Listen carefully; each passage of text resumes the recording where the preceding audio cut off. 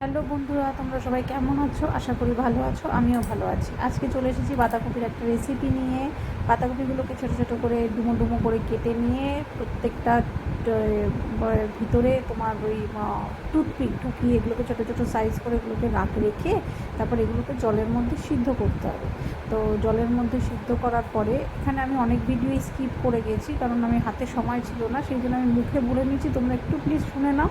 তো এরপরে সিদ্ধ করার পরে একটা ব্যাটার তৈরি করবো, যার মধ্যে বেসন থাকবে, লঙ্কার গুঁড়ো থাকবে, আর হচ্ছে চালের গুঁড়ো আর নুন দিয়ে সেই ব্যাটারের মধ্যে এগুলোকে চুবিয়ে নিয়ে তারপরে এগুলোকে ভাজতে হবে। ভেজে নিয়ে এরপর আমি এটা একটা ঝোল তৈরি করবো। যেহেতু আজকে স্যাটারডে, শনিবার নিরামিষ, তো সেই জন্য আমি এটাই করছি আজকে আমাদের খাবার হিসাবে। তো এবার একটু কড়াইতে একবারে তেল দেবো, তেলের মধ্যে জিরা ফোড়ন দেবো, আলু ছেড়ে দেবো। দেওয়ার পরে এরপরে আমি দু জায়গায় দুটো মশলা তৈরি করেছি।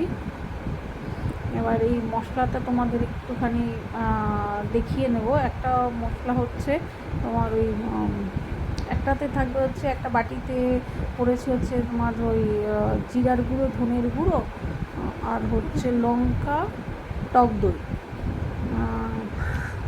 তারপরে হচ্ছে আরেকটা, হ্যাঁ এই দেখো, এটার মধ্যে জিরার গুঁড়ো, ধনের গুঁড়ো, টক দই আর হচ্ছে নুন।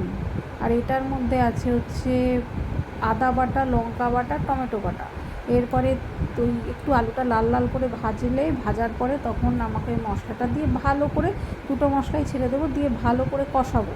কষিয়ে নিয়ে তার মধ্যে হলুদও দিয়ে দেবো, দিয়ে ভালো করে কষাবো। কষানোর পরে তেলটা যখন ছেড়ে আসবে তখন তার মধ্যে জল দিয়ে বড়াগুলোকে ছেড়ে দিতে হবে। দিয়ে একদম আমি এটাকে একটু কষা কষা নামাবে, খেতেও ভালো লাগে। চাইলে এর মধ্যে তুমি গরম মশলার ঘি দিয়ে